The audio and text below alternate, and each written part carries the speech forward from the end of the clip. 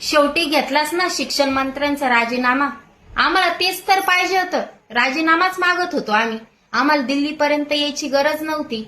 पण तुम्ही वातावरण तुम्हीच चिघळणारे, लाठीचार्ज तुम्हीच करणारे. या आंदोलनामध्ये कितीतरी पोरं पोरी जखमी झाले, त्या पोरींचे कपडे सुद्धा फाडण्यात आले. तुम्ही काय म्हणता बेटी बचाव बेटी पढाव? अशी का बेटी बचाव बेटी पढाव? त्या अक्षरशः कपडे फाडले, तिच्या अंगावर जागोजागी वन झाले लाठीचार्ज करून, आणि त्या मोर्चामध्ये एका मुलीचा जीव सुद्धा गेला. एवढं प्रकरण लांबवायची गरज नव्हती या सरकारला. चूक झाली होती, चूक पदरात घ्यायला शिका. तुम्हाला वाटतं हे सोपं प्रकरण आहे? नीटचे पेपरची तयारी करता करता रात्रंदिवस पोर अभ्यास करतात, हाताचे बोट सुद्धा फुटतात त्यांचे अभ्यास करू करू लिहू लिहू. पण तुम्हाला काय करणार आहे? तुम्हाला पोटचा गोळा नाही ना संसार आहे? तुम्हाला तशी फिलिंग नाहीच आहे ना. हा, पेपर फुटला, कितीतरी पोरांना 20-25 पोरांनी आत्महत्या केली, आणि ह्या आंदोलनाच्या दरम्यान एक मुलीचा जीवही गेला. काय व्यवस्था ह्या असन त्या मुलीच्या आई वडिलाची? काय त्रास असन त्याला? पोटचा गोळा गमवला म्हणल्यावर त्याला किती वेदना झाल्या असन. तुम्हाला तर त्या गोष्टी कळणारच नाही ना. तुम्हाला लेकरूच नाही म्हणल्यावर त्या गोष्टी तुम्हाला समजणारच नाही. पहिल्यापासून तुम्ही काय धरलेले? चांगलं काय म्हणतात, काहीतरी संकट आलं आपल्या देशावर, लगेच दौरे करायला जायचं. त्या संकटाला समोरासमोर तुम्ही उत्तर देतच नाही, कारण की तुम्हीच त्या संकटाचे हेरात आहे ना. आता तुम्ही सरळ ह्या शब्दामध्ये समजा, फक्त काय होती विद्यार्थ्यांची मागणी, शिक्षण मंत्र्यांची राजीनामा द्या, आणि आपली जी पेपरची फुटी जी ती कशामुळे होती काय होती ती व्यवस्था मजबूत करा, एवढीच मागणं होत्या. पण तुम्ही ते वातावरण इतकं चिघळलं, तुम्ही त्यांचा आवाज दाबण्याचा प्रयत्न केला, पण ते आवाज काही दाबला नाही. कारण की तुम्हाला घाम फुटीला ह्या वेळेस, कारण की तुम्ही विद्यार्थ्यांसोबत पंगा घेतला होता आणि एक झुरळ पार्टी सोबत पंगा घेतला होता. कोणीतरी म्हणून गेलतं ना, हे झुरळ हे बोलतच राहतील. झुरळाला कमी समजू नका. आणि खरंच मला चांगलं वाटलं, कोणीतरी झुरळ बोलून गेलं, त्यांना झुरळ म्हणलेलं त्याचं एक त्यांना वाटलं कोणीतरी आपल्याला झुरळ म्हणते, झुरळाची ताकद दाखवून द्या. त्याला त्या गोष्टीचा पश्चाताप होता असं, आपण झुरळ का म्हणून गेलो म्हणून. पण जाऊ द्या. पण माग 2-4 दिवसापूर्वी मी रविराज साबळेवर पण व्हिडिओ बनवला होता. ते पण विद्यार्थ्यांना सपोर्ट करण्यासाठी दिल्लीला निघाले होते, आणि मध्येच पोलिसांनी त्यांना अडवलं, अटक वगैरे केली. तर मी 2 शब्द त्याच्यावर बोलले होते, व चांगल्या माणसाचा कधी पण आवाज दाबला जातो असं होतं. तर काहींना त्या गोष्टी खटकल्या, इतक्या खटकल्या की सांगू शकत नाही. काही कमेंटमध्ये म्हणतात मॅडमला फारच रविराज साबळे आवडायला लागला वाटतं, आणि हे विद्यार्थ्यांवर का बोलले नाही. मी विद्यार्थ्यांसाठीच व्हिडिओ बनवला होता, पण रवी साबळे पण तिकडच निघाले होते. मी विद्यार्थ्यांवर पण बोलले ना, असं नाही की बोलले नाही म्हणून. हा, पण तुम्हाला कमेंट करताना थोडी तरी अक्कल पाहिजे ना. आपण समोर एक महिला आहे, आपण कमेंट काय करताय?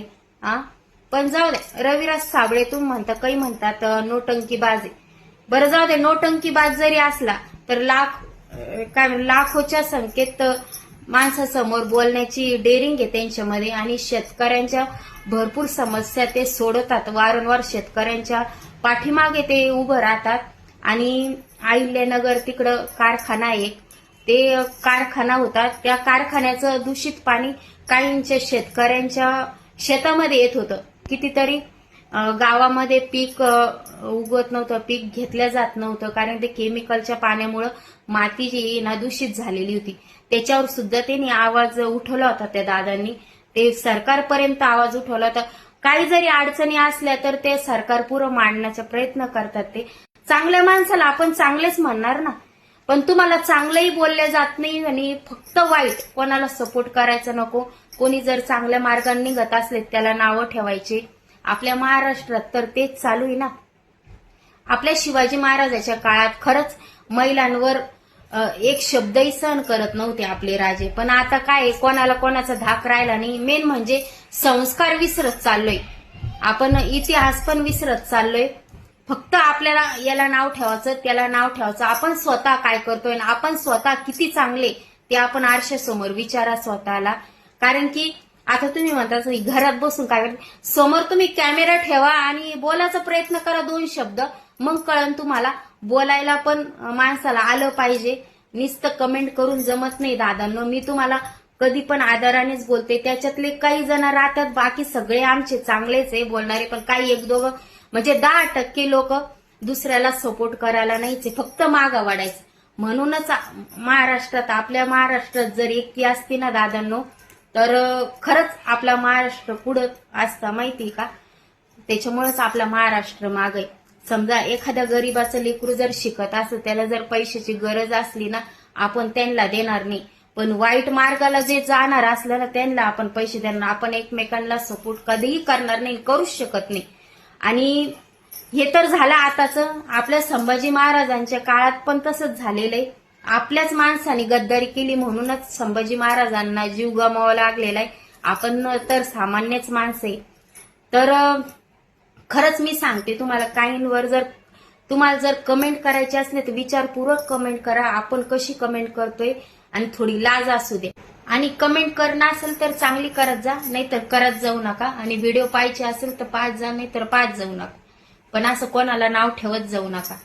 आणि दादांनो, वहिनींनो, बहिणींनो, मी विसरले बोलता बोलताच. आज आषाढी एकादश आहे आणि माझ्या दादांना, वहिनींना आणि बहिणींना आषाढी एकादशीच्या खूप खूप शुभेच्छा. मस्त फराळाचं करा, दही वगैरे खा आणि मस्त फराळाचं करून खा. परत एकदा आषाढी एकादशीच्या खूप खूप शुभेच्छा. जय हिंद, जय महाराष्ट्र.